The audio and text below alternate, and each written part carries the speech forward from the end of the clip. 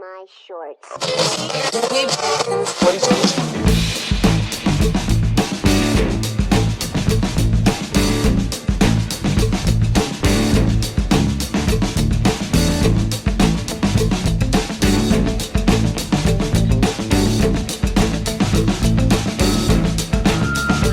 Hello everybody, welcome to the Dave Lee Down Under podcast. I'm of course your host Dave Lee, and this is episode 8. Woo! This is the fourth time we've recorded today's intro. I'm still trying to fix my mic. Well, we're tempted to record the intro for today's show. We're just having an off day, I think, but we're here and we're gonna get through it. It's been a busy morning for you, though. It has been a busy morning. I've been up early, doing podcasting. I was guested on a podcast this morning, and then I just spent all day writing today's show, so I'm a bit tired again. I always seem to be busy on a Friday morning.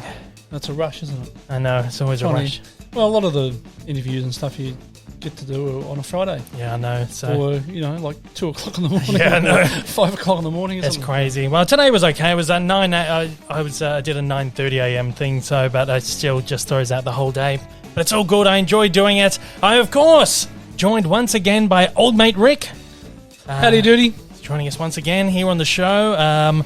I feel like I have to keep saying this. Old mate Rick is my father. Yep. I keep getting asked. Not his life partner. Sometimes, no. Not that there's anything wrong with that, but it has been asked before. That has been asked before. This is my father. I feel like every time I don't say who you are, I get asked, who's this old man Rick? Who's old mate Rick? Just some old Darrow you picked up off the side of the street. Yeah, exactly right. Driving home one night, he was there laying in a gutter. No, it's my dad. He's joining us once again. Of course, you can join us every Monday on the podcast here. This goes out across all the major podcasting platforms, including Apple Podcasts, Spotify, and Google Podcasts. Still haven't got to the bottom of Amazon Podcasts. Don't know what the hell is going on there, but we'll sort that out. The visual element is also available to view on YouTube, which goes out 2 days earlier to Patreon supporters. If you'd like to be a patron supporter, you can, of course, support the show for as little as $1 a month, and you get it that 2 days earlier. I know, you say the same joke every week. I know. Of course, you can find me on YouTube at Dave Lee Down Under, or on Twitter, Instagram. Search me or pop up. Otherwise, links down in the description of every podcast. That's very exciting. If you want to write into the show, you can shoot an email to daveleepod@gmail.com. No one's used the email. Well, actually, I got one email, and I can't remember what it was. I think it was just someone asking for a cartoon evolution again. Oh. Of course. Just again. Yeah, I know. Just another... It's the bait of your life now. Another place someone can ask. That's okay. I don't mind it. If you're listening on podcast platforms, please leave a review. All good ones are welcome. Bad ones, not so much. No, don't want bad ones. And again, I still can't see international reviews, but if you're anywhere you are in the world, just leave some reviews. Helps it get out there. All around the world. Hopefully, I don't know. I don't know how it quite works. Still get my head around all of this. It's all new to me too. I know. I'm struggling. I mean, oh, geez. There we go. We got through that. 4th time's the charm. I thought the same was third time's a charm. Well, we got an extra one in there. Oh, have a little sip, a little quick sip. Oh. Of course you are. Oh, jeez. All right, so that's because you don't shut up. Oh, I know. Been talking all morning though. This week, another uneventful week, as people are getting used to. Well, lockdowns and all that sort of stuff. We had some restrictions eased a bit though. We did, which was nice. Yes, last weekend. So what was released? Relaxed. It was well, we were only allowed to, previously. We've only been allowed to travel within 5 kilometres of home. That's it's right. now 25 kilometres of home. The what do you call it? The lockdown, not the lockdown. The curfew. Mm-hmm. Oh yeah, was lifted. Out. Yeah. So there's no curfew now. What else was there? I can't remember now. There was a couple of things. I think I don't know. I can't even remember.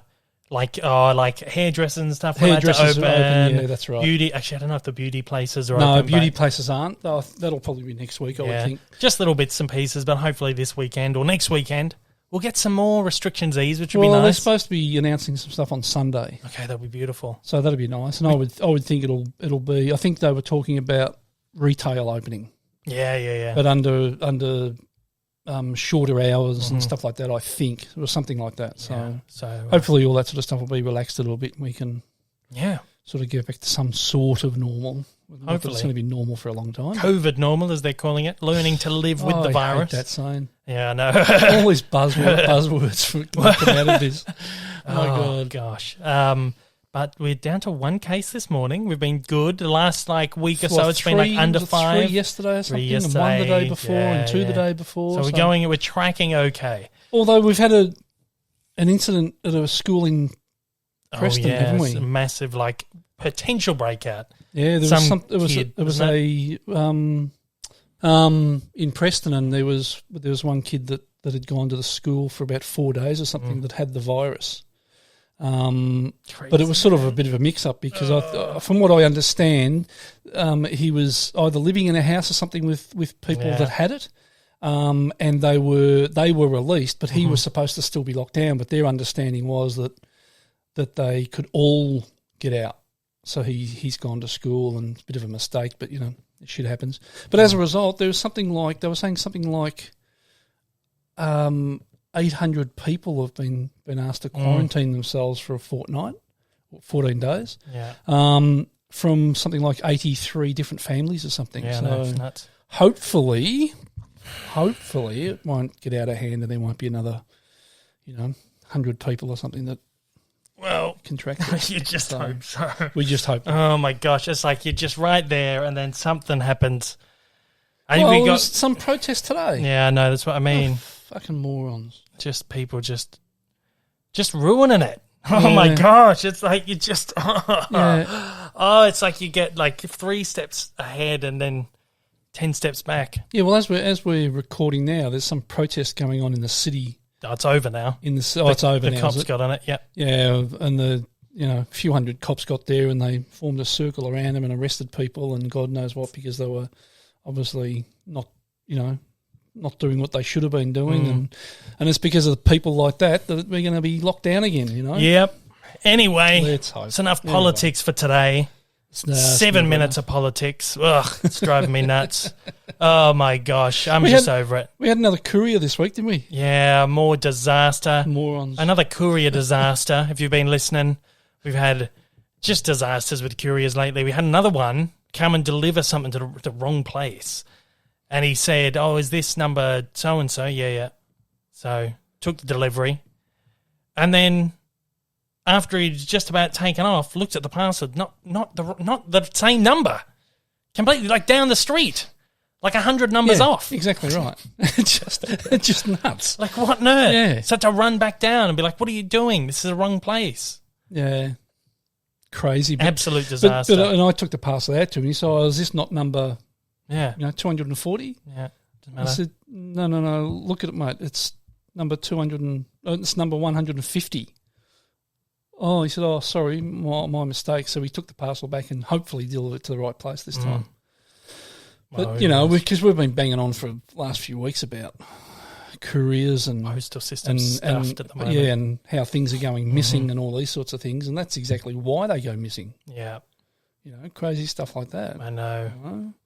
Yeah, well, I've had parcels go missing. I just had to get Zavvi. If you've been listening, I've been struggling with a Zavvi parcel. Should have been here a month ago. I contact them. I'm like, I ordered 4 things. And what they do, as I've said in the past, you order a bunch of items and they send them all out individually. And then they start trickling in. And so I ordered 4 things. 3 items trickled in over the course of a week, and then the 4th one just disappeared. I contacted them. I'm like, what's going on? It's been 2 weeks. I've got all the other 3. 4th one isn't here. What the hell is going on? Oh, sorry, it hasn't been a month since we shipped it. Oh, no, it has to be 40 days or something. Yeah. So you have to wait for 40 days, business days or something, until we can actually send another one. So the time elapsed, I had to get back in touch and be like, yeah, it hasn't arrived. So... I don't know. This is probably why a lot of this stuff happens, because parcels get delivered to the wrong house. People can't read and read the right address. Missorting, everything. It's nuts, but it's just our postal system's always been stuffed, but it's worse than ever right now. Oh, the government's just asked, that was it the CEO or something of Ozpost to to remove herself from the position? Something like that, because they were giving out like all these like expensive watches to $3,500 or $8,000 watches or something to executives. Expensive watches, yeah. As bonuses. Like, come on, get serious. People out there struggling, doing that sort of shit. Yeah. Well, we've movies. That's the crux of the podcast. Yeah, it is a bit. Not politics. No. What do we watch this week? Not a lot. Catalog title-wise for me in the mornings, I've been hammering through the Universal Monster films, the classic ones again. If you've been listening, last couple of weeks I've been watching these ones, just felt in the mood for them. And I've kind of got to the back end of like the main series of them all, and kind of diving into the more like hidden gems. Of course, past House of Frankenstein and House of Dracula, which are like the two big combination films. And then I'm kind of onto stuff like The Raven, Murders in the Rue Morgue, The Black Cat. Oh, just exciting stuff, really good stuff. I've got so many more to watch still. I got like 10 left, and I've watched, I reckon, 25 of them. I don't know, it's crazy. There's a lot of them. There's a lot of them. They only go for like 60 minutes each. It's almost like watching I guess it's like a serial. It's like a series of films, so then it's like an hour each. It's almost like just watching a TV show. But they feel long. They're good. Most of them are good movies, but they feel really long, even though they're only like 60 minutes each. But they're fun. I've been enjoying them. What I was really surprised about is that there's actually a through line through mobile for most of them. I mean, you got the Wolfman films and the Frankenstein films. They both have like this through line, this overarching story.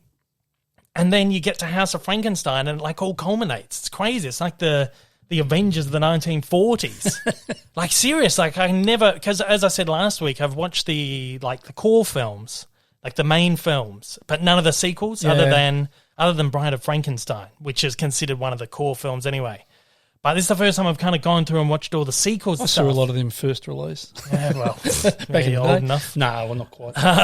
No, but I was really surprised at how well they all do tie in, and it's crazy.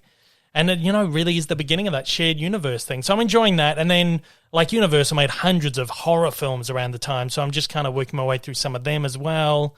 And then, and then there's some, like, sci-fi horror ones I got to do at the back end, like This Island Earth. And a lot of those, sequels and shit, they were just crap. They were just really bad. Most of them have been okay, but they were all done on low budgets anyway. Even the main ones were low budget.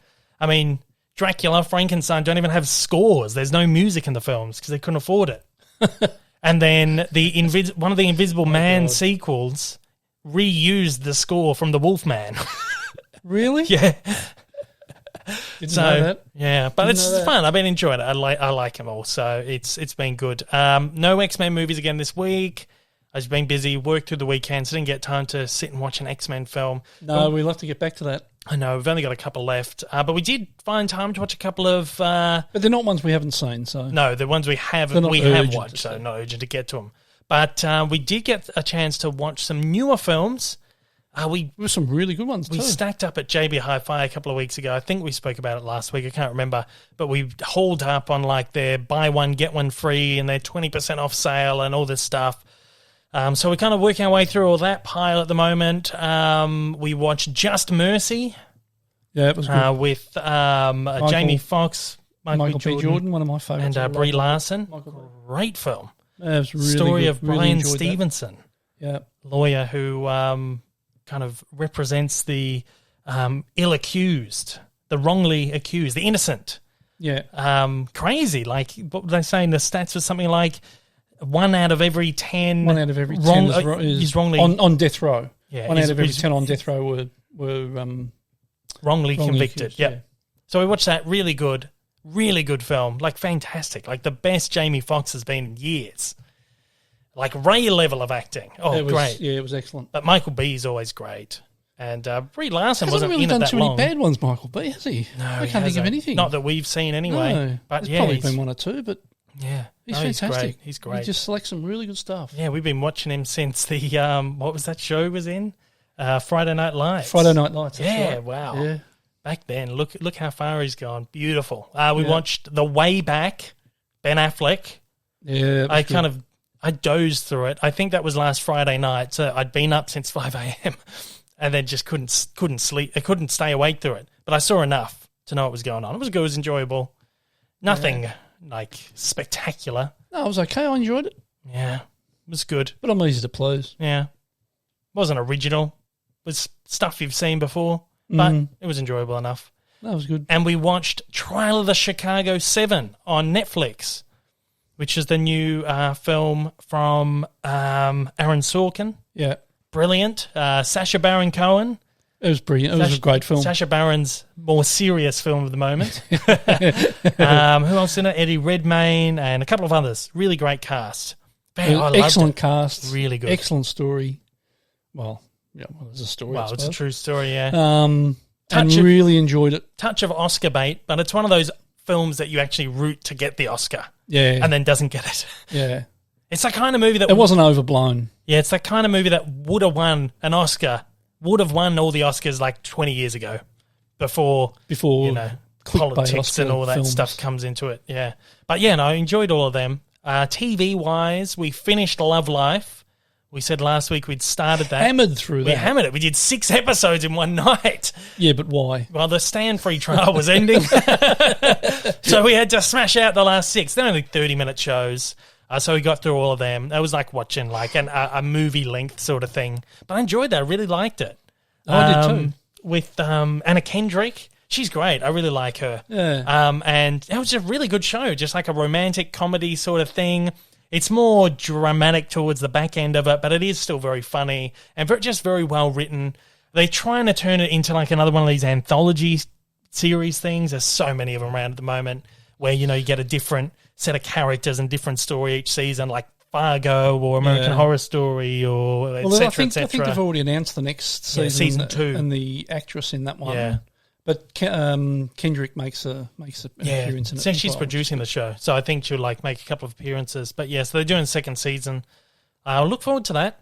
Yeah. Another anthology series that we kind of just got back into, Fargo, season 3. This is the season with Ewan McGregor, and Mary Elizabeth Winstead. Of course, Ewan McGregor plays 2 characters. He's brilliant. He's the best part of the show. He plays 2 brothers, and he's just completely different characterization for each one. Brilliant. Show's a little bit slow. Yeah, but what we got to episode 8 last night was the last one we watched. We got 2 left, and episode 8 you think, oh, okay, now it's going to happen. But I feel like the last 2 series were like that as well. Yeah, exactly. But I feel like it's still not quite as good as that first season with Billy Bob and Martin Freeman. Oh, that was terrific. That was brilliant. But still good, enjoyable. There's a new series out now too with Chris Rock in the lead, so that'll be interesting to see. I think it's like set in the 50s or the 40s or something. Haven't seen much about it, but that's on at the moment. We'll have to switch to SBS for that one. Really? Yeah. It's on SBS. That's bizarre. Yeah. SBS got a decent show. A decent show. They've probably got plenty of good stuff on there, but it's not really mainstream stuff. No, not at all. So I don't know. But the SBS has it, so we can watch it on the SBS On Demand. That's one a week, though, so it might be one that we get to eventually. But this is another one of those shows that we kind of start and stop. We watched like an episode of it, like when it first came out, and then for some reason didn't watch anymore. And then we watched the first 2 episodes again like a couple of months back and then got distracted by other shows, Yellowstone, whatever. Yeah. So now we've gone back to it. We figured, well, Stan free trials up. We'll finish Fargo and then we'll probably go back to Stan and pay for it because there's some good stuff on there. Yeah. But another show that we have had an on and off relationship with for 5 years, at least. 5? Oh, at least 5 years. Easily 5 years. Is Deadwood. Yep, Deadwood. The Deadwood update this week. We did 2 eps. Another 2. Last 3 weeks we've done 2 eps a week. Yeah. But it's annoying now because there must have been some authoring issue on the Blu-rays because the first 2 episodes or 3 episodes of this season have been out of sync. And one, I think it was episode 2. The second one, The second episode of season 2 is so far out of sync it's almost unwatchable. Awful. It was terrible. You've got to force yourself to look at their eyes when they talk, not their mouth. Yeah. Awful. It is on Stan, so we could have watched it on Stan, but the free trial was up. So Yeah, that's right. we just thought we'll power through it. But it's weird. I think there's audio issues on the first season as well. There's a weird echo in the background. Yeah, it's almost like it was recorded in an empty studio. Weird. But it's the Australian discs. It's not the actual soundtrack for the show. That's the Australian discs. Apparently had just the audio authoring issues. So hopefully the rest of season 2 sorts itself out. Bloody hope so. So annoying. Otherwise we'll watch it on Stan, I'm sure. Yeah, but we won't get back to that for another 6 months. No, exactly right. So we just power through it on the disc. So we're up to what? Episode 4 on Deadwood, I think. Season 2. So we're getting there. It's going to take us another 6 months, but we'll get through it. Probably. We'll get there. Of course, talking about DVDs and Blu-rays and stuff, I launched a giveaway a couple of weeks ago for the 9th season of SpongeBob SquarePants on DVD. Thanks to my good friends over at Umbrella Entertainment who've made this possible. It's just a way for me to give back to the community. I always like doing giveaways and stuff. And I haven't done one for my Australian subscribers for a while, so I kind of said to Umbrella, can I get a copy of SpongeBob to give away? They've just released season 9, 10, and 11, so that is up for grabs in my giveaway. I think I only got one copy of that, unfortunately. It's the one I'm holding right in my hands right here. So it'll come straight from me to you. Whoever wins out there, there's only one copy to give away. If you want to enter that, head to my YouTube channel. There's a video there, like a giveaway video. I can't remember what the question was, like your favourite SpongeBob moment or something like that. Enter away. I will randomly draw a winner, and you can win SpongeBob Season 9 if you want it. And when's that? When are you giving that away? Like a week. So there's a week left on it. I think it's like the 2nd of the month or the 3rd or something like that. I don't know. Terms and conditions on the post. It's I believe it's the first Monday of the month, which is the 2nd. So there you go. So ends of the 2nd at like midnight. So, and it's only Australians. Only Australians. You sneaky internationals out there have been trying to enter. I will if it's happened in the past where an ineligible person has won it and I've had to redraw it, unfortunately. So that will happen. But you've had plenty of giveaways for. I've done heaps of giveaways. Most of my giveaways have been for America. Yeah. Because I deal a lot. Well, I dealt a lot more with the American arms until recently. It's hard to get the contacts doing anything for you in England. UK I couldn't. Yeah, it was hard work there. But awful. But yeah, I've been trying in Australia. So yeah, here we go. SpongeBob Season 9. So if there's anyone in the UK that's involved in giving away stuff, distribution let of me know. DVDs, let us know. Yeah. So we can do some giveaways. I love to do giveaways for everyone, but it is hard. Like I said, like most of the stuff that I give away goes direct from the supplier to the winner, so it has to be like they can't send it out of the country. That's right. So anyway, SpongeBob Season 9 up for grabs. Thanks to my friends over at Umbrella Entertainment, who are brilliant. I love them. Love their stuff. Last week actually, I had the absolute pleasure of speaking with the lead creative team from Walt Disney Animation's new Disney Plus Frozen short, Once Upon a Snowman. It's a short about Olaf, the snowman. Oh, I watched that. You watched it, yeah. Kind of set. It's quite cute. It's quite cute. It's enjoyable. It's set during the first film, and it's like the origin story of Olaf, what happens between the time that he's created and the time that he created by Elsa, and then up to the time where he meets Anna. So sort of it's set between that thing. Enjoyable enough short, but I got to speak with the lead creative team from the film, which was head of animation Becky Brissy, writer and director duo Trent Corey and Dan Abraham, and producer and creative consultant Peter Del Vecchio. The full interview with the team can be found on my YouTube channel right now. I put it up during the week. It goes for about 20 minutes. It was awesome. Really awesome thing to be involved in. But we're going to play you just a very small clip right here. What's the difference in, I guess, in your process in creating for a feature film, a theatrical film, as opposed to a short film? Is it the same, or is there kind of different ways that you go about doing? Well, much of it is the same. I mean, we know these characters well, we know these worlds well, so that part is the same. What is easier is we're not inventing new worlds and new characters, and what's easier is, with a short, depending on, it can be 7-10 minutes long. So the arc of the story is much easier. When you're talking about an hour and a half or more for a film, everything is interwoven. So really, the story takes longer to develop. So the advantage of a short is usually you can lock the creative ahead of trying to animate the short. So therefore, it makes the whole production process go a lot quicker, a lot smoother. What's the time frame for a project like this? Obviously, a feature film can take years and years in production. A short film like this, I'm assuming you're under a much more constricted time frame to get all the work done. Yeah, I came on June of 2019, and our wrap party was in January or February of this year. Wow. So for me, it was about 6 months, but that's because we were able to build off of what Trent had already, sort of done with his sketches and his little notes and things about what this thing could be. And so we had such a good foundation that we were off and running like right away, starting in June. And it was really quick, and we hit very little hurdles along the way. Like, we had stuff to figure out for sure. Yeah. But this was one of the easier projects I've ever been on. That's amazing. Sure. Well, and this is, you heard it started in 2012. So technically 8 years. Technically we did about a minute a year, but yeah. You weren't working on it every year for, come on. Tirelessly.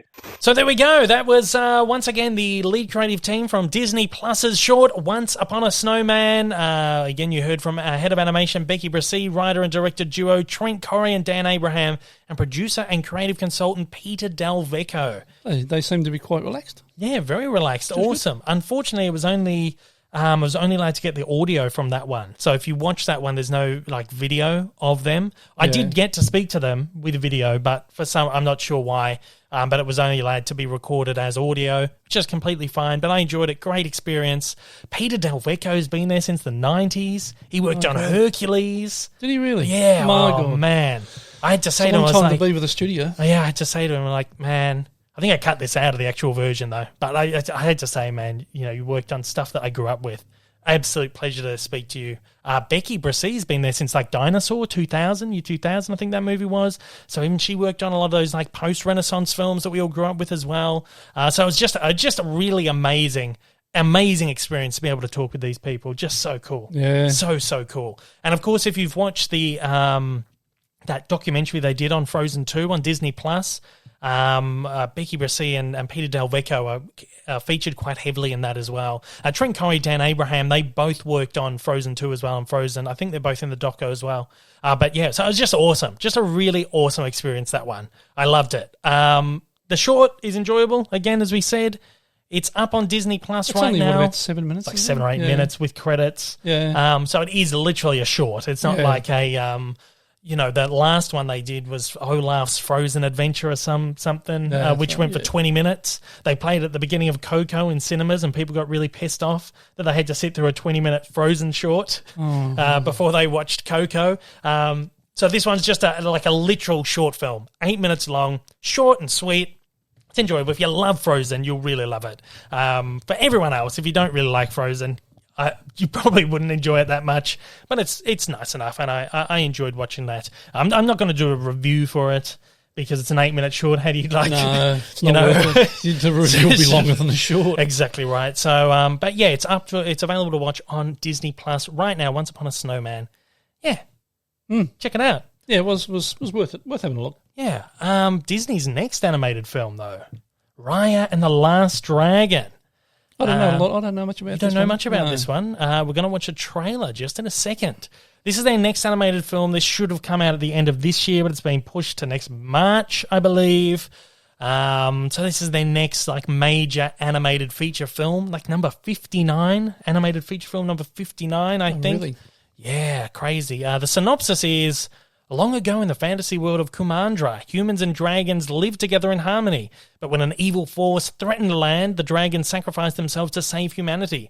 Now, 500 years later, that same evil has returned, and it's up to the lone warrior Raya to track down the legendary last dragon to restore the fractured land and its divided people. However, along her journey, she'll learn that it'll take more than a dragon to save the world. It's going to take trust and teamwork as well. So it's your typical kind of Disney sort of warrior story. Warrior goes out to save her people and bring her people all back together again. But this looks great. We're going to have a look at the trailer for this. This is Raya and the Last Dragon. Awesome. My whole life, I trained to become a guardian of the Dragon Gem. But this world has changed. And its people are divided.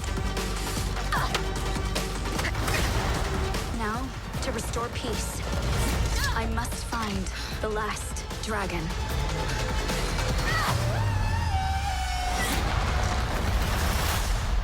My name is Raya.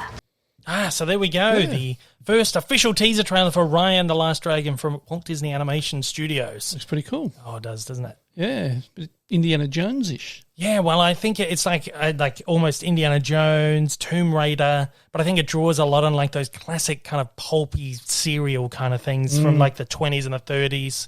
You know, the ones that were kind of set in like Morocco. Morocco and Africa and Asia. And this film, of course, takes an enormous influence from the cultures of Southeast Asia.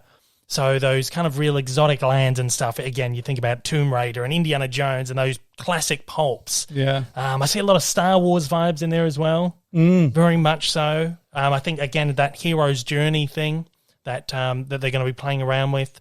I feel very much like a lot of vibes coming from Rey from the new Star Wars trilogy, particularly the way she's dressed and the fighting and everything. I mean, obviously very the fighting style, the costume and everything is influenced by Southeast Asian culture again, but it is very, very Star Wars. But, you know, George Lucas drew enormous inspiration from Asian cultures when doing Star Wars anyway. You know, they're based on the stories of the samurai and all that. So there is a lot of kind of Asian influence in Star Wars. So I think it's like one of those just kind of weird circle of life kind of things where it just kind of doubles back.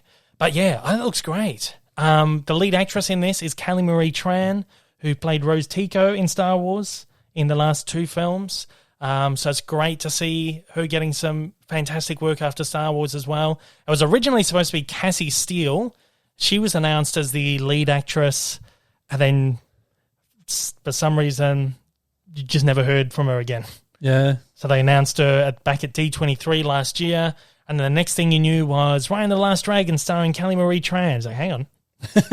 Oh, remember that night? What? So she's out for some reason. They haven't explained why. Obviously, it probably just didn't work. Sometimes it happens, especially with animated films. They record the whole thing and they go into edit it and they realize it doesn't quite work. It's not quite the performance that we want. And in animation, obviously, it's easier than live action films to just go, all right, we'll replace the voice. The voice. Exactly. But we've got Awkwafina is in there as well. Again, really fantastic comedian. She was in Ocean's. Was that new one? 8? Ocean's 8. Yeah, Ocean's 8. Right. The female-centric one. She was in that. What was it called? The wedding film, Crazy Rich Asians. Oh, yeah. She's in that. Right. So she's done some great stuff. She wasn't in the trailer. She plays the dragon, Sisu. So going to be interesting. Yeah, it looks beautiful. Yeah, it looks really good. Beautifully shot. Oh, not shot. Beautifully animated. Yeah. Beautifully shot. An idiot.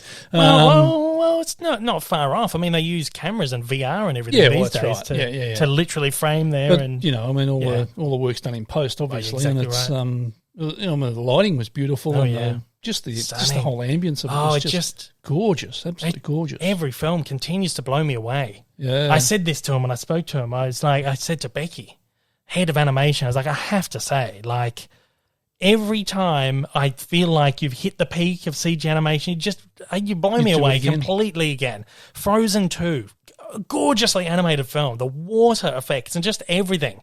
And just even in this, I feel like it's less overblown and vibrant and colourful. It's drawn back. It's more earthy. It's very, very darker. rich in its tone. And again, it's just like the textural, textures and everything is just every film, everything they do just feels like they just keep pushing and pushing. And how much further can you push? It's crazy. It's insane. Don't think you'll ever see them stop pushing. Because, I know. You know, technology just gets better and better, so it's always going to be better as time goes on. 5 years ago, Toy Story was like, oh shit, I would never have thought of this when I no. thought that we would have headed down this path when I was, exactly. 10 years old. When you had that limited animation like Rocky and Bullwinkle shit. Yeah, exactly. No, but that looks great. I'm really looking forward to that, and I hope we get to see that in the cinema. Yeah, my gorgeous. Lord. Looks really beautiful. Stunning. And most of I think like 90% of this film has been completed remotely. So during the pandemic, they've all been working from home. Suppose they can't Yeah, I really wanted to speak to him about it because Becky and Peter are behind this as well. I really wanted to speak to him about it, but I got to have that journalistic integrity and stick to the thing at hand. I was like, oh my gosh, I just want to know. Tell me about Raya. But you can't do that. But yeah, I'm so excited for that. We've got another big animated thing coming out soon as well. We got the trailer for it this week. The Animaniacs are back. Oh, this is exciting. People love the Animaniacs. Every time I do a video on it, it goes fucking crazy. Yeah. Like these Animaniacs videos I've been doing, like tens of thousands of views. It's nuts. We're going to have a look at the first official trailer. We've had like first look images, first look kind of animatics, behind the scenes stuff have kind of trickled out over the last couple of months. We finally got our first full trailer for the Animaniacs. We're going to take a little look at it right now. All right, guys, there's a lot of pressure on our first lines. Wait, don't. Make sure it's good first. 22 years later, and I'm still a knockout. There we go, the Animaniacs. They're back. Oh, I'm really excited for this one. I won't say I grew up with it, but I watched it a lot. Yeah. I feel like I don't remember a lot of it, but I do remember watching it. Do you ever remember seeing it? Yeah, I do. I never really sat and really watched it. But sort of, seen it in glancing as you would be watching it on TV and all that sort of stuff. But I really, really love the animation in that. Oh, it looks great. The animation's fantastic. And even like the original series too. It was very similar animation to that. And what I like about it is that it's got a very sort of style. It's very stylistic. Stylized, yeah. And it's, it's almost like some of the animation has been animated from almost a wide-angle lens perspective, and that blown-out perspective, and it's great. It's just really nice. Like it's not groundbreaking animation, but it's just really beautifully it's done. It's all just computerized stuff now. But this is the team at Warner Animation. They've done the Looney Tunes cartoons recently as well. And I just think their stuff looks really great. And they've given it like, it almost looks quite like, it's almost got like a depth to it. Almost like cell animation. They've kind of made it look as if it is, exactly. I think it just looks really good. It really schmick and clean. A lot of people have actually had issues with it because it is so stylized and so computerized and stuff. Go back to cell animation. It's not viable these days. No, exactly. You can't do cell animation it's just not anymore. cost effective. No way. And time effective and everything. It's just, you can't do that anymore. No. But stuff like this, I think it looks beautiful. It looks great. I'm excited for it. It looks funny. It's very meta. It's very self-deprecating. It's everything that the original series was. And I think it looks great. All the original voice cast are back. That was one thing that always really caught me with it was that self-deprecating humour that it had about itself, and it's a humour that really appeals to me. Yeah, for sure. So just that it's just really wacky and zany, and So that looks really good. I'm so excited for that. I don't know if we're going to get it here in Australia. I'm sure we will. But again, Warner Brothers Looney Tunes cartoons are still not on here in Australia. Stan has got some of the HBO Max stuff, so Love Life was HBO Max. But the Looney Tunes have disappeared. I don't know where they are. They haven't appeared anywhere, and I feel like Animaniacs, that's on Hulu, and a lot of Hulu stuff is on Stan as well. So I don't know what's going to happen with that. Stan's the way to go these days. Yeah, I know, it's crazy. It was terrible when it first came in. Exactly, it was awful. Right. But it's great. It's got heaps of good stuff on there. So I don't know. I think we will get it eventually, but it might be a while. But I, of course, did do trailer breakdowns for both of those trailers. I kind of go a little bit more in depth, pick apart little Easter eggs and things you might have missed and all that kind of stuff. So you can check that out over on YouTube right now. If you want to go and just, I guess, listen to waste another 10 minutes. Yeah, exactly right. Hear me talking about it. Streaming-wise, we've kind of been talking a little bit about the streaming wars and all the streaming platforms and stuff that are out there at the moment, we've had a casualty. Not a major one, but we've interesting had to look back in months time. Yeah. Not a month's time, but months' time, and see which ones survive. Well, yeah, that's the interesting thing. First bit of news was about Netflix. Now, I thought this was kind of...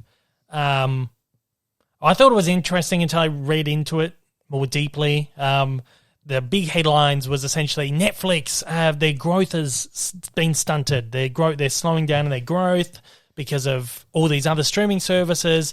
But essentially what had actually happened was that they had this enormous spike in growth at the beginning of the pandemic when everyone was at home. Like tens of millions of people, right, were signing up for Netflix.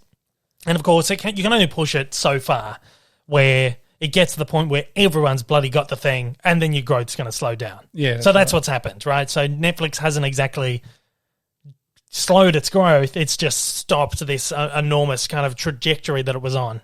I thought I'd mention that anyway. But the big one is Quibi, as it's pronounced, Quibi. Quick Bites is what that's short for. Is gone. As of December 1st, they're shuttering the service. This is a streaming service for short films and episodes of only 10 minutes in length and is designed to be used in kind of in between homeschooling, doing chores around the house, or answering emails and being on video chats. So it's kind of like the official statement that they kind of put out. It's designed to be watched on smartphones. Yeah. So there's like this thing that they've inbuilt into it. So they've shot it in a way that you can watch it in either panoramic or, what do you call it, like horizontal view or portrait view. Yeah. So there's like this technology and stuff that kind of, whatever. So, but that's gone. It was co-founded by Jeffrey Katzenberg, of course, ex-head of DreamWorks Animation, and before that, Disney Animation. We spoke about him a little bit last week where he was predicting the way of the future of streaming, and a lot of the things that he said 6 years ago have turned out to essentially be what we're living through right now. So he was at the head of Quibi. They had some decent talent on board. So there was programs on there from Steven Spielberg, Reese Witherspoon, Jennifer Lopez, Liam Hemsworth, and Chrissy Teigen were all kind of involved in it. Launched last April, so 6 months ago. This April, 6 months ago. They offered a 90-day free trial.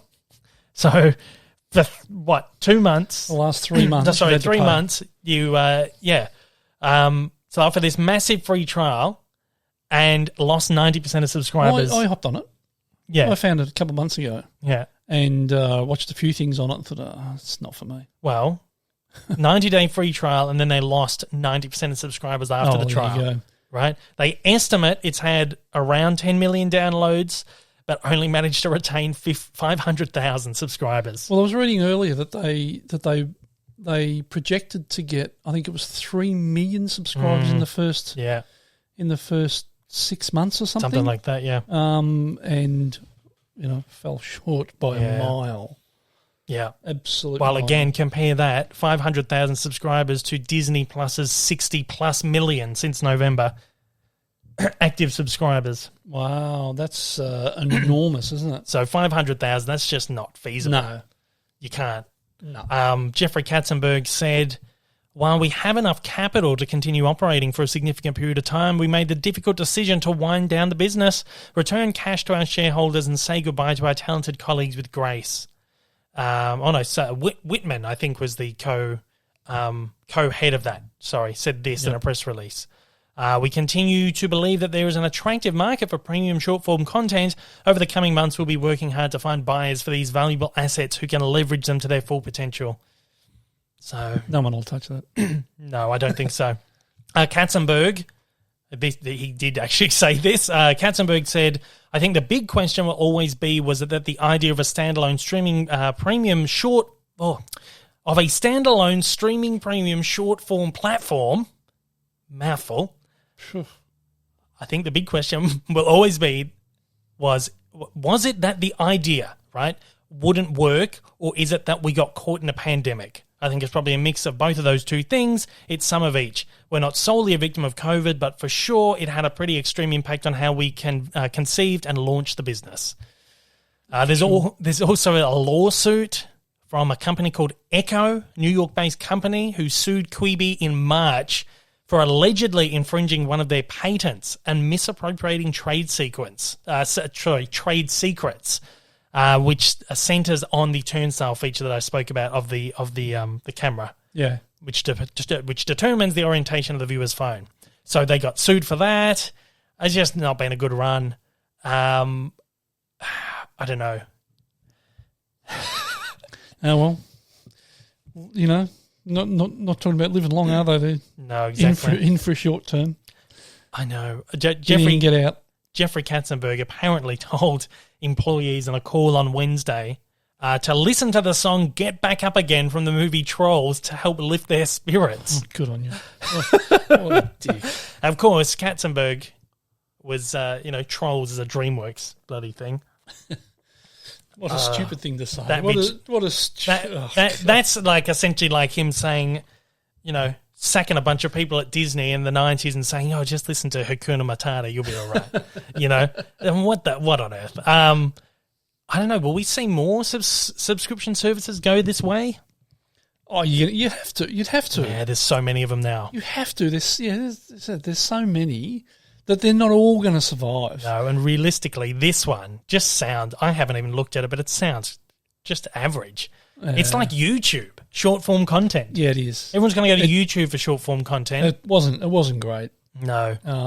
The stuff I watched on it, I probably only watched half a dozen, maybe a dozen things on it, and just thought, no, this is just not going to last. I think a big stuff up is giving people a 3-month free trial. I suppose they've got to give some incentive for people to sort of try and get into it. Yeah. Or maybe they should have only given 1 month thinking, well, that's what everyone else does, 1 month. Pretty shit, and people are going to drop off, so let's get out to of it. To lose 90% of subscribers people on the trail, that's nuts. No. So goodbye, Quibi, unfortunately. No, and I think by the looks of it, it's not for a lot of other people either, Quibi. So there's one gone. Glad I wasn't on my own then. Well, yeah, exactly right. Lots of big movie news this week, just kind of random bits and pieces.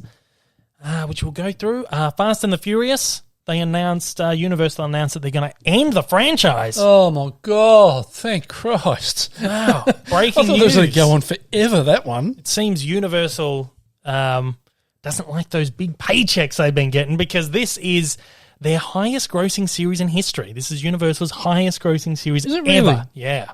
The Fast and the Furious films. Multiple entries are in like the top however many films of all time. Because there was supposed to be one out this year, isn't there? Yeah, well, there was, and they pushed it to next year. And that's 9? Fast 9. So Deadline is reporting that Universal will close out the franchise with a 2-part finale, which will be Fast 10 and Fast 11.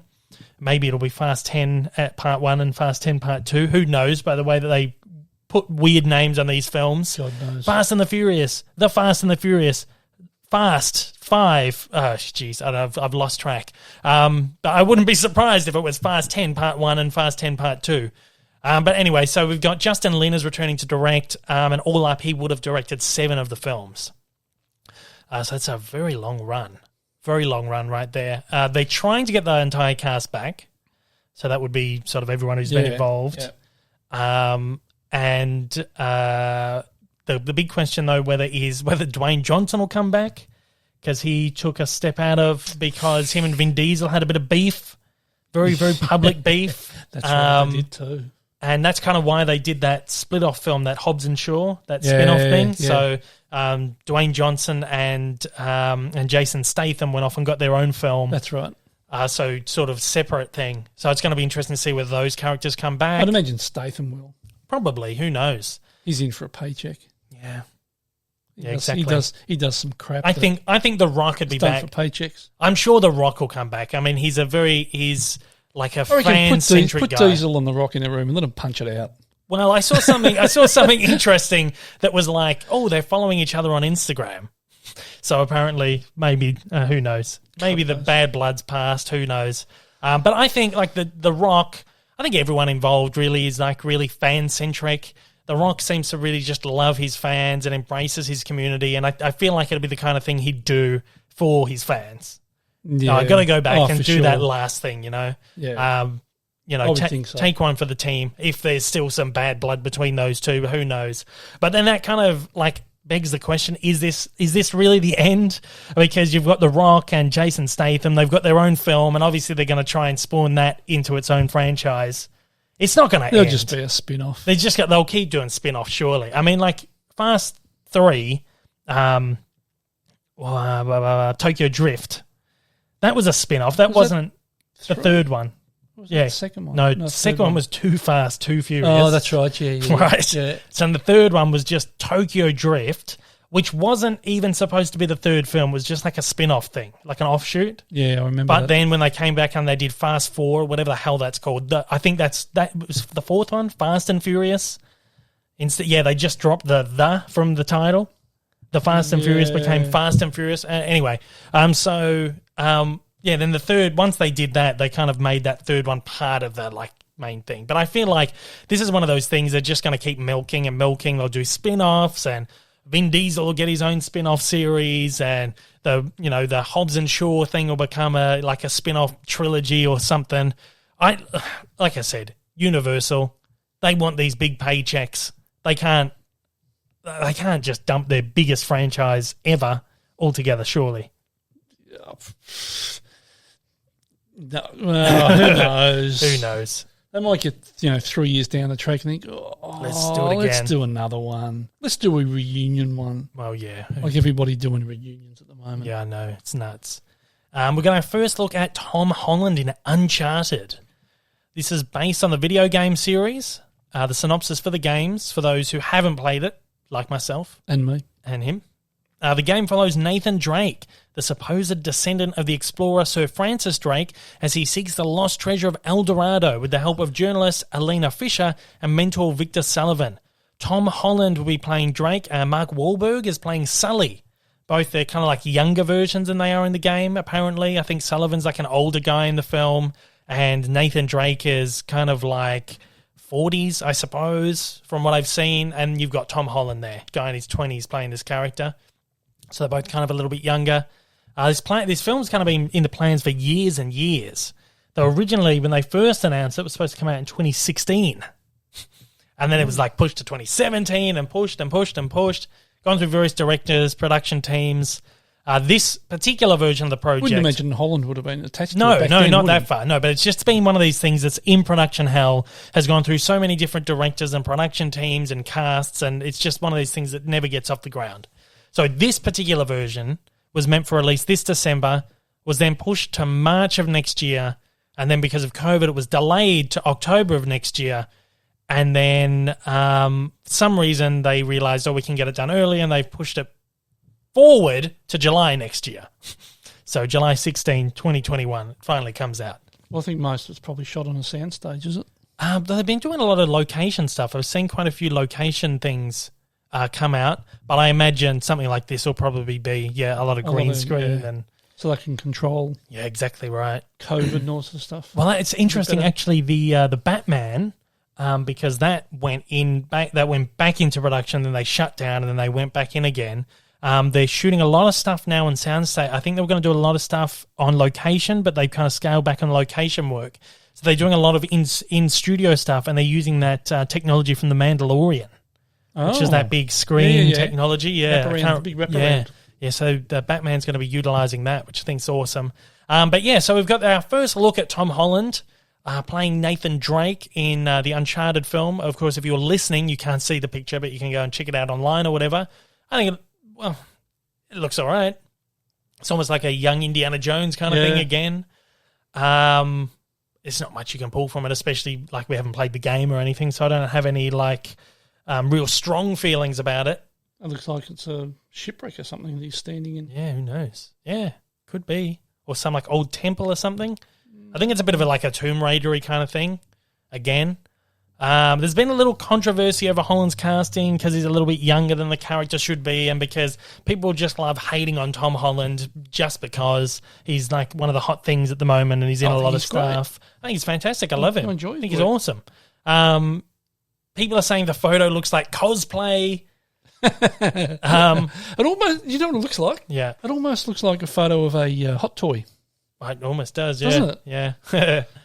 Does a bit, yeah. But I'm sure they will do a hot toy of this probably. It's right for us, isn't it? Yeah. But I don't know. Again, haven't played the game, so I don't have strong feelings. I don't have much knowledge on it, but it looks, from this picture, looks okay. And I like Mark Wahlberg too. He's done a lot of crap, but he's also done some enjoyable stuff as well. Majority of his stuff's fairly enjoyable. So None better than that one with the teddy bear. Oh, yeah, Ted is great. It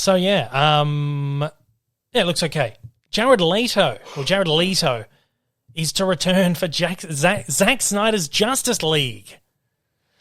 This is interesting. Yeah, the Hollywood Reporter has come out and said that they've learned from multiple sources that Leto is going to film some new scenes for Justice League, possibly some with Ben Affleck. He wasn't in the original film. Of course, he played he's returning as the Joker.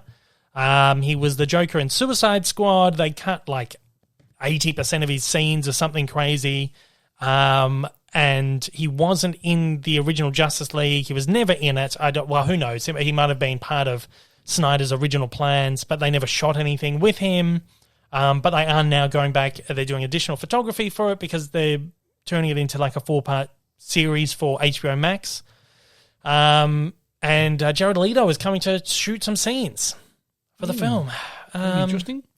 Yeah, I'm not a huge fan of his Joker, to be completely honest. No. Suicide Squad. I feel like Suicide Squad is a movie that had potential, and similar to Justice League. But even that wasn't a great film. Well, it wasn't great, but I feel it's like You're Justice. slammed now for saying that. Because most people don't like it. It got slammed by everyone except for like the diehard DC fans.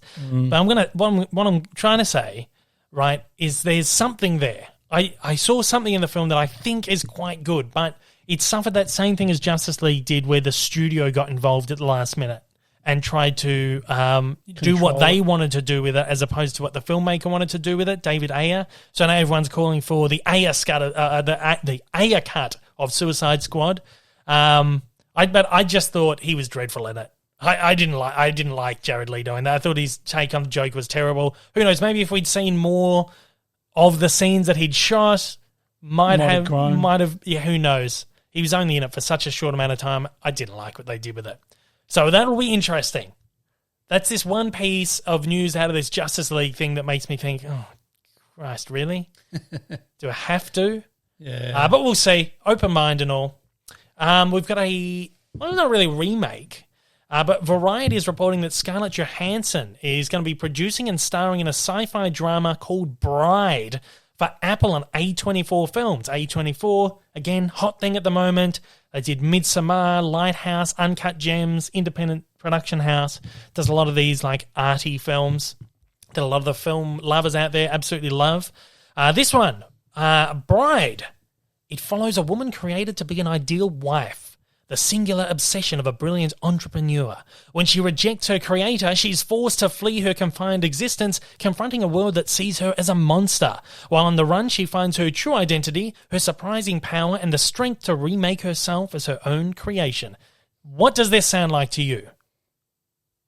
Does this sound familiar? Does the storyline, the idea, the crux of this? Yeah, it does a little. Something I only watched a week or so ago. Bride of Frankenstein? Yeah, essentially. It's essentially a reimagining of Bride of Frankenstein. Universal, of course, wanted to remake Bride of Frankenstein a few years ago. Universal's not involved in this new one. But Universal wanted to do their whole Dark Universe thing. They kicked it off with The Mummy. They were going to remake all the films again. Mummy, Frankenstein, Invisible Man, The Wolf Man. They cast everyone. Johnny Depp was going to be there. Angelina Jolie was going to be the Bride of Frankenstein. Javier Bardem was set to play Frankenstein's monster. They did this picture of this entire group of people, like this cast. Tom Cruise, of course, was in The Mummy. You had Russell Crowe was in The Mummy. And they did this whole team-up shot. And they released this picture to the world. Oh, look what we're doing. And then the Mummy just absolutely tanked. And they scrapped their plans. So this Bride of Frankenstein remake that they were going to do with Angelina Jolie has kind of fallen into the abyss. That's not happening. But now Apple and A24 Films are doing this thing called Bride. So it's not the same project, but it does essentially stem from that same source material. It's like kind of an adaptation of Mary Shelley's original Frankenstein novel, because in the novel, he starts to build a bride for the monster, Dr. Frankenstein starts to build a bride. That's right. So the Bride of Frankenstein film kind of took inspiration from that part of the novel as well. So he starts to build a monster, a bride for the monster, and then at the last minute has an epiphany that I shouldn't be doing this. They're going to procreate and just create, a whole species of monsters, and then destroys the monster. Right. So they took this. It was a very, very small seed of an idea. It wasn't a huge portion of the novel. That inspired Bride of Frankenstein, and now is inspiring this. The original Frankenstein novel is, of course, in public domain at the moment, so anyone can do anything with it. So if anyone's a little bit confused about, how can someone else be doing this? It's because the characters, the stories are in public domain. I don't know, what do you think about this one? Scarlett Johansson is essentially playing the Bride of Frankenstein in Bride. I think they should leave them alone. Yeah. Leave the old films alone. Yeah. I mean, they're as bad as some of them were. They are classics, and they are what they are for the time and all that sort of stuff, and they're just brilliant films. But in that regard. But if we try and look at this as like its own separate thing, which essentially it is, it's not really a remake of Bride of Frankenstein, but it's a reimagining of the idea. Do we still think the same thing? Leave it alone? Or, I don't know. Although I say leave it alone, I think I still wouldn't mind seeing it. Yeah. To be honest. But don't try and recreate something like Bride of Frankenstein. Yeah, like if it's gonna be a reimagining, and it's gonna be like an amalgam of all different sorts of ideas stemming from the book that weren't really explored in the originals, go for it. Well, the originals were very, very loose adaptations of the books anyway, very loose. And I don't know. Again, Universal isn't involved, so there's going to be things from Bride of Frankenstein they can't do. It's, again, just taking inspiration from that original novel. I think it sounds okay, but again, I feel like it's stuff we've seen before.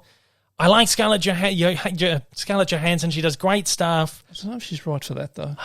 Yeah, that's what I thought. I thought it just seems a bit, I don't know. It's a strange one. It's a really strange one. So I don't know. We'll keep track of this, see how it goes. I will definitely see it because I love this kind of gothic horror stuff. But it's just kind of, by the sounds of it, taking on more of like a science fiction-y kind of, I don't know. But there was a Dragon, Mary Shelley's, there was a remake a few years back. Well, I'd say a few years, probably 20 years ago. Mary Shelley's Frankenstein. Was Mary Shelley's Frankenstein? Yeah. Oh, yeah. Mary Shelley's Frankenstein, I think it was. And I forget who was in it. It was maybe done in the 90s or something. Robert De Niro? Was it the De Niro version? And or you think of Bram Stoker's Dracula?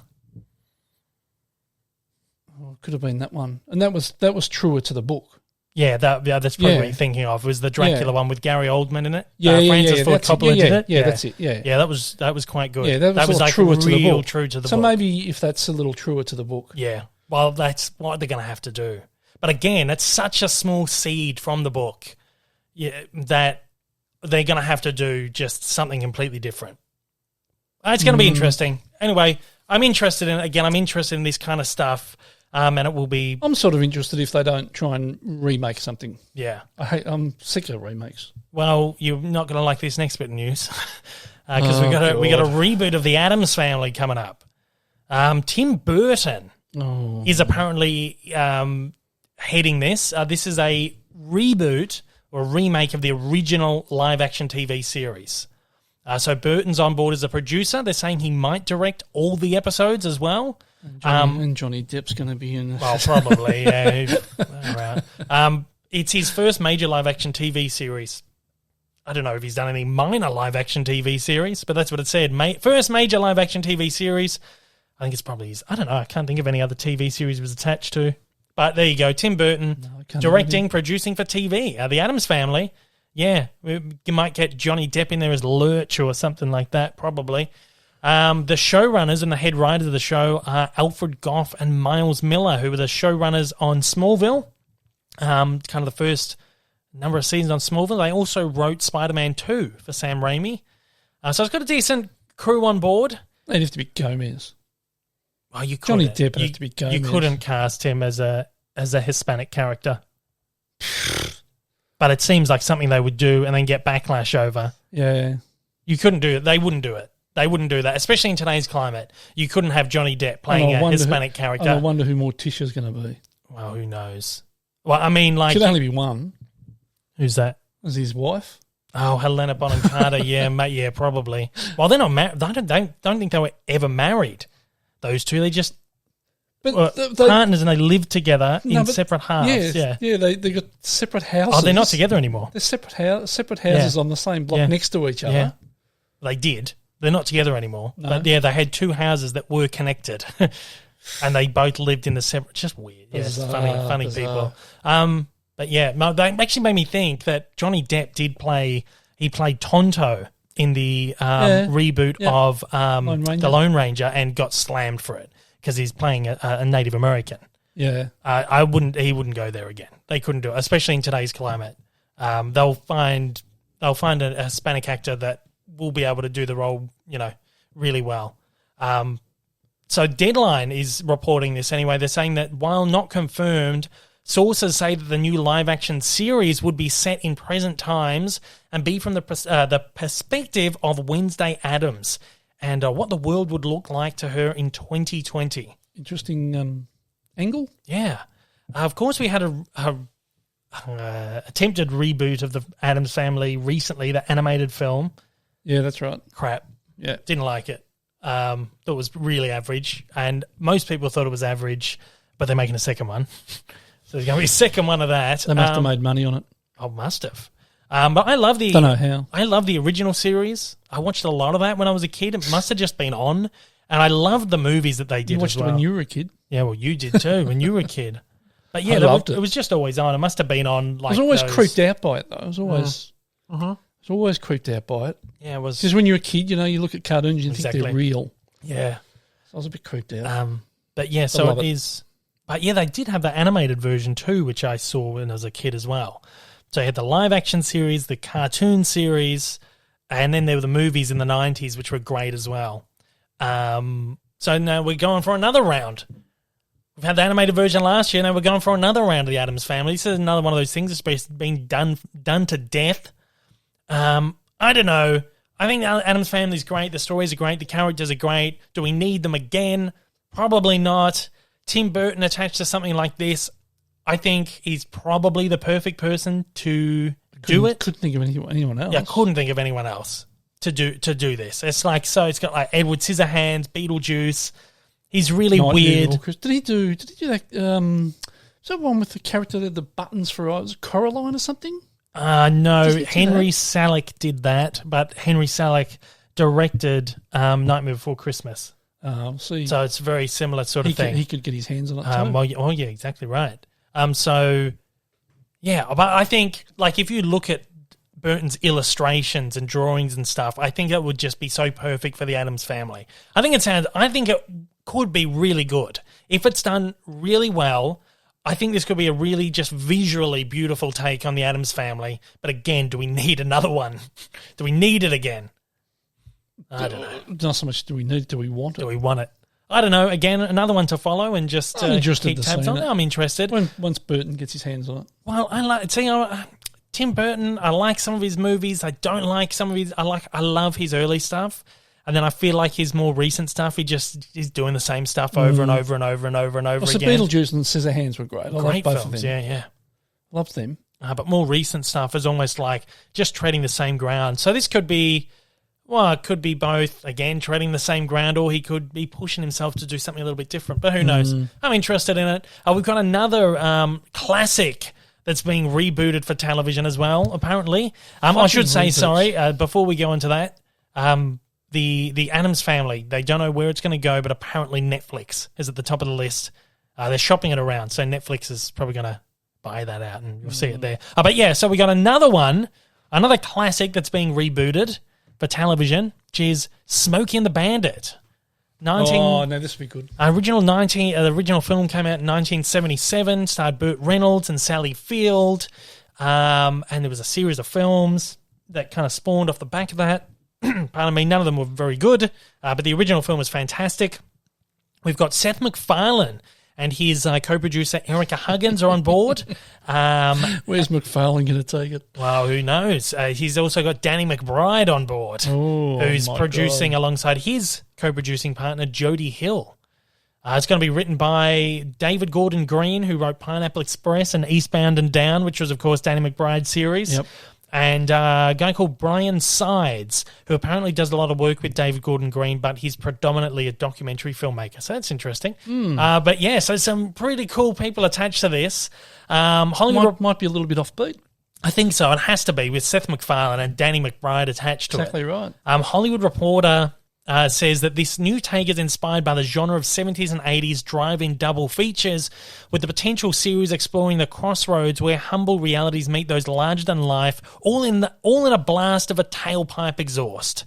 So it's just going to be really gritty and really kind of exploitation filmmaking and just real kind of off-the-beaten-track kind of... I think it'll be really cool. Good for those of us who love muscle cars. Oh, yeah, you'll love it. It'll be great. No stars are set for it yet. No platform either, but it's being produced by Universal, so it'll probably go to Peacock, which is their streaming service. But yeah, that sounds cool. I love the original movie. It's so fun. It's just one of those great action, comedy, adventure, car chases and all that kind of shit. It's a great film, and I think it's something that... This is an example of something that hasn't been done to death that I think could translate very well into a modern series. So I'm looking forward to where they take it. Hopefully they set it in modern day. And, well, yeah, who knows? And use modern day vehicles and stuff. Yeah, that'd be pretty cool. Pretty cool. Oh, that'd be interesting. So that's about it for the news. We got some pretty interesting stuff kind of announced and rumoured and stuff this week. Well, how about we get on to some subscriber and listener questions and round the show out let's today? do that. Okay, so... So what have we got? We got some. Let's do some Patreon ones first. Yes. One from Anthony. Yes. He says it must have been like Christmas for you yesterday with both Raya and Animaniacs trailers dropping. Mm-hmm. How hyped are you for these new projects now after seeing that footage? He says he loves the show. Could listen to you and old mate ramble on for hours. Don't know about that. Thanks very much. Stay safe. Thanks, Anthony. Stay safe yourself. Oh yeah, man! I was so excited. The Raya trailer dropped midnight. So I had to quickly rush into my study and write my trailer reaction and record it and edit it, and I was done by 3 a.m. And by the time I'd finished, I saw the Animaniacs trailer had dropped. I thought, oh Christ!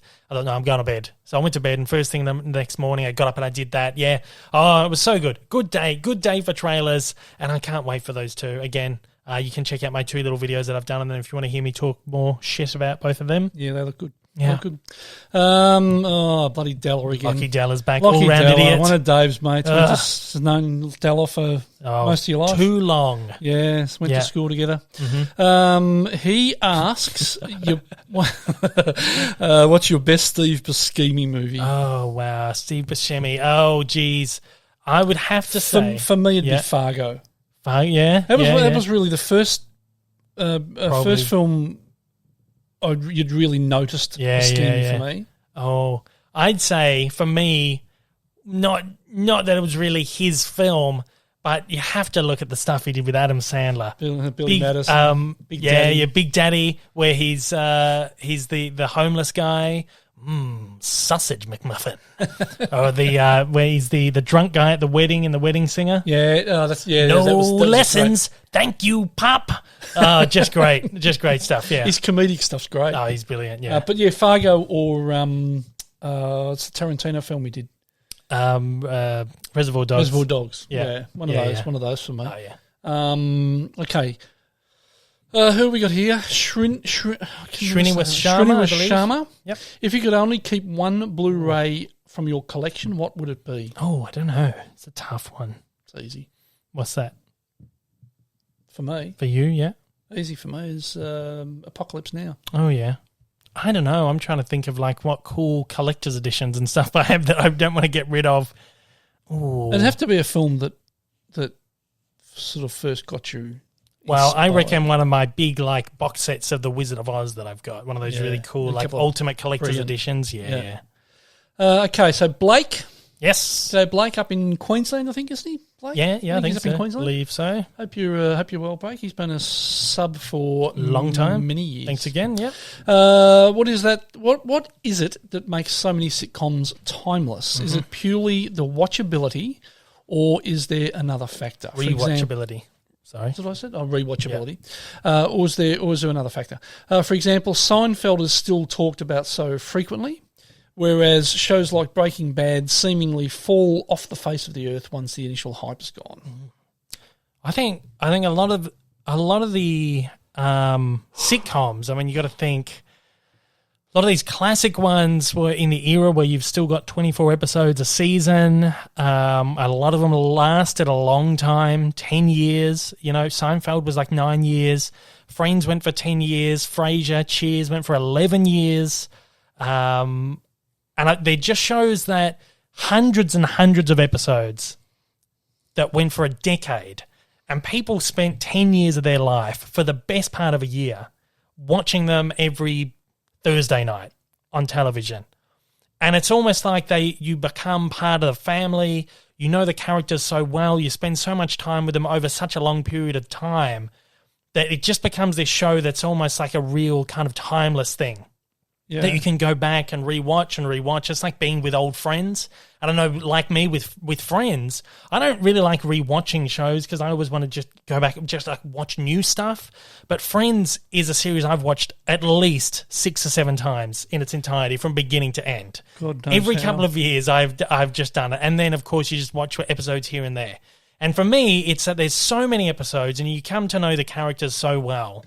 And it's just... And then you got something like Breaking Bad, which is a beloved show, but it went for 6 seasons of, 10 episodes each? Yes. 50. I think there's 50 episodes in total of Breaking Bad.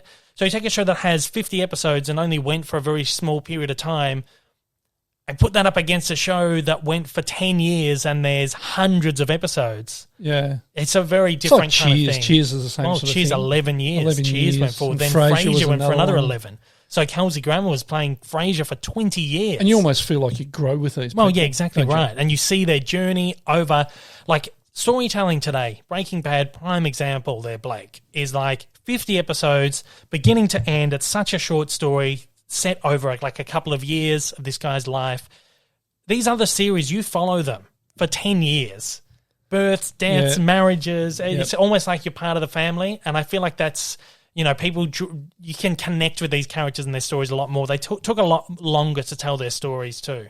I think that's what it's all about. Everybody Loves Raymond. Raymond went for 8 to 9 years. Yeah. King of Queens. And you became part of his family. Yeah.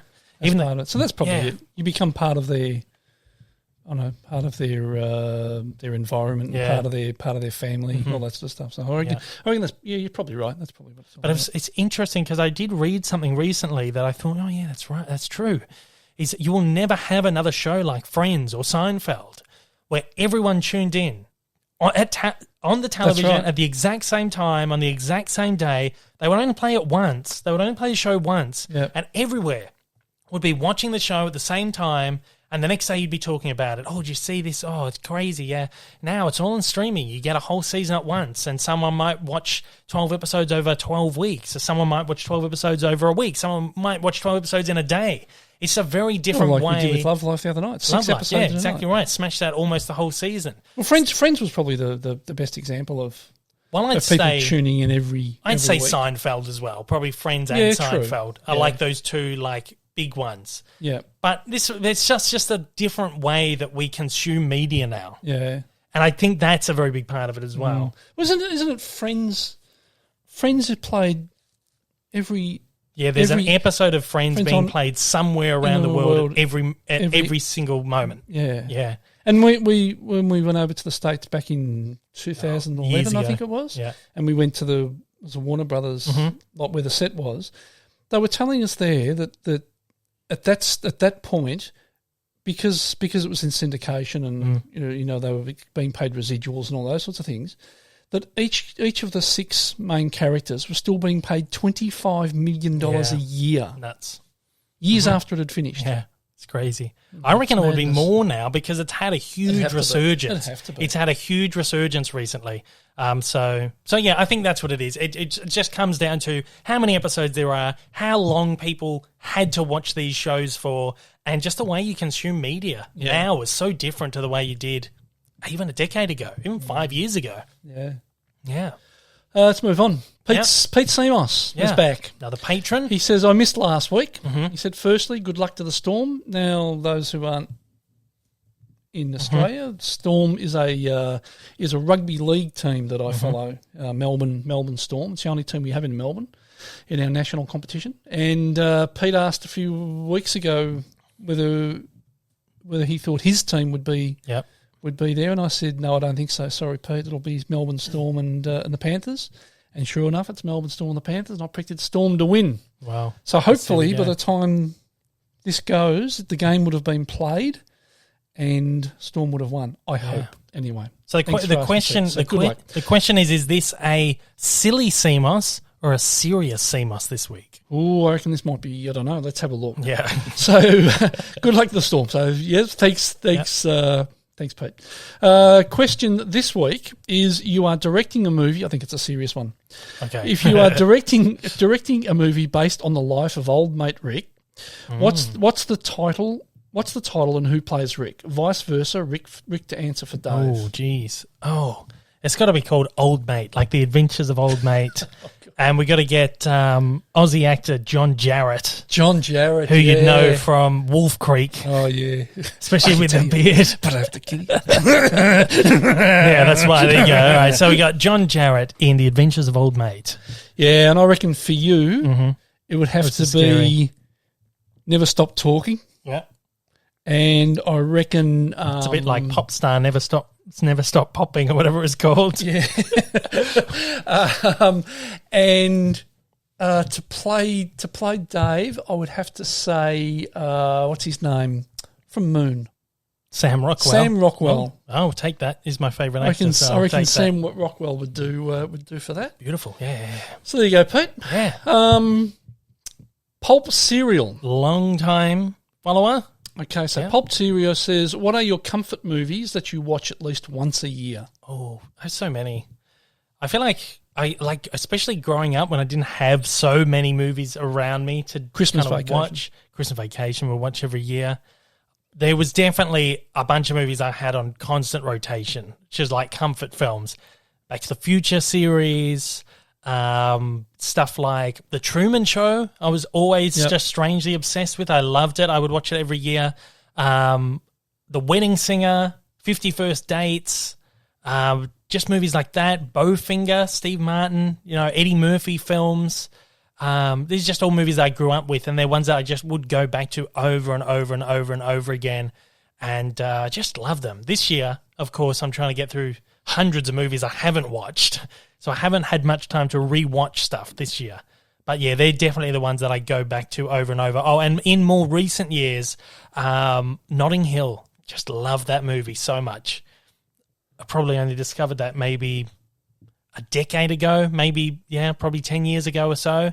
I just love it. Notting Hill. I've probably watched that at least once a year since I first discovered it. Love it. And then there's the Christmas films we watch. And then, all the Christmas movies, like, as you said, Christmas Vacation. That's our Christmas Day film, that one. Yeah, every Christmas Day. And for me, particularly, Miracle on 34th Street. Yeah, the original and the... Well, either one, I love them both, because I grew up as a kid with the remake and then discovered the original one kind of, I guess, mid-teens, early teens maybe. So every year it's almost like, which version do we watch this year? Yeah. Some year we'll pick one over the other. Other years we'll watch them both. Yeah. And one of my favourite Christmas ones. Hot dog. Oh, yeah. It's a Wonderful Life, of course. Yeah, beautiful film. And I didn't say The Wizard of Oz, of course. Oh, yeah. That's, so there you go. That's standard rotation. Yeah. Ben Specht, what do you think is the best streaming service and why? Oh, I don't know. We'll just have to rush through these a bit. We're getting we are getting a bit over time. I don't know. I think they've all got pros and cons. Netflix is good, but then there's not much great stuff on there. And I feel like it's few and far between with Netflix things. There might be like 2 or 3 really great things you watch a year, and then that's it. Disney Plus is fantastic, but again, they're kind of output of exclusive stuff is still very thin at the moment. Stan, I think, is great here at the moment. Stan is probably, I'd say in Australia, is probably the best. I was so anti-Stan for so long because they were terrible when they first came here. But they've been here like maybe 5 years now, and because they've got the Hulu stuff, they've got the HBO Max stuff, they've got almost everything you can imagine is on there. A lot of classic stuff. They're the best service in Australia at the moment, but once all these other streaming services start landing here, I fear that everything's going to get stripped from them. Yeah. So I don't know. Yeah. Mr. Ubri. Yep. Have you seen any Monty Python media? If so, who are your favourite members? Michael Palin. Yeah. Michael Palin's probably my favourite. I grew up with Python and loved him. Loved him since I was a kid. And then he brought me up on Monty Python since I was like bloody 5 years old, probably. Yeah. Palin's my favourite. I'd say so. I've watched all of Palin's documentary stuff as well. So I love him. I think he's great. We've seen every Monty Python member live on stage except for Terry Gilliam and Graham Chapman because he passed away many years ago, and of course Terry Jones, who passed away last year. But we saw Cleese on stage, and then we saw Palin. Cleese. Then we saw Palin, and then we saw Cleese and Eric Idle on stage together. Right, yep. And then I saw Eric Idle again when I was over in Cambridge. So, but we've seen every movie and every episode series, of Flying Circus. We've seen it all. Yep. Love it. Yep. BC&A Sanderson. Yep. What are your thoughts on Rocko's Modern Life? Loved it as probably my favourite Nickelodeon show, other than the Rugrats. Maybe even more than the Rugrats. I loved that show. No, I reckon Rugrats was the best thing on that. Yeah. Shy Sherman, have you seen? Do you like old Disney true life adventure films? Which is your favourite? Yeah, I haven't seen all of them. I've seen quite a number of them. I can't really think of a favourite at the moment. They did ones with like lions and stuff. I just like African animals, like safari animals and stuff like that. So the ones they did on like lions and stuff, I think were really great. Is those classic ones that Walt Disney did like in the 60s. But really the first kind of natural history films that there were. But then they also did like a bunch of, I guess they were like compilation films as well, which were a lot of fun. So it kind of brought little clips from each of the films together. So, I've seen a few of them and they're enjoyable. A couple more we'll quickly get through. It was Top 11 or Top XI, however you wants it said. Out of all the Disney shows, which is your favourite, all-time favourite? Well, I'm assuming he means like the afternoon shows, like the cartoons. Probably Goof Troop or Doug. I loved Doug. Doug. He's that weird-looking kid, yeah. And then he had like the blue friend and a little dog. I loved Doug. So good. Tom Bodine? Yeah. Bodine? However it's pronounced. Sorry, Tom. We're terrible. What's the next? Just write in phonetically how you pronounce your name, and we'll get it right. Yep. What's the best or your favourite recasting of any character in any remake? I don't know. It's a tough one. I'm trying to think of some remakes that were out there. Usually it's terrible. Usually it's just really bad. Yeah. Like if you think of like Psycho, they remade Psycho shot for shot with Vince Vaughn. That's right. In the Anthony Perkins role. It was dreadful. Yeah, it wasn't great. But I don't know. I can't even really think. I probably should have thought about this before we recorded it. Yeah, probably. Maybe I'll think about that and we'll answer again next week. I don't know. I couldn't think of anything. I couldn't. Yeah. One that wasn't great. Yeah, another one that wasn't great. We'll give you the worst ones. The worst one of all time, I reckon, would have to be Johnny Depp. Oh, no. Yeah. Oh, Willy Wonka. Yeah. Dreadful. Yeah, it's one of the worst movies I've seen in my life. Really gets slammed because people are going to love that film, but it's just a piece of trash. No. Well, maybe a good one was, as we said before, Gary Oldman in the Dracula film was brilliant, was very good. I'll have to give it some thought. I'll have to give it some thought, and next week answer it. But for now, that's the end of the show. Thank you very much for joining us. Well, I was hoping this was only going to be an hour long this week, but we somehow spitballed out to an hour and a half. Because you can't shut up. I know, I can't shut up. It's the name of my film, isn't it? I'll write an autobiography one day, Can't Shut Up. Of course, you can find me on YouTube over at Dave Lee Down Under. I'm on Twitter. I'm on Instagram. There'll be links for that down in the description below. This episode goes out on all podcasting platforms, including Apple Podcasts, Spotify, and Google Podcasts. Amazon, still trying to sort out what's going on there. Maybe we're on there, but I haven't looked, so we'll sort that out. A visual element is also available to view on YouTube, which goes out 2 days earlier to Patreon supporters. So if you'd like to support me on Patreon for as little as $1 a month, just head to patreon.com/Dave Lee Down Under. If you're listening on podcast platforms, please leave a review. We like the good ones. Just the good ones. It really, really, really, really helps. So please do that.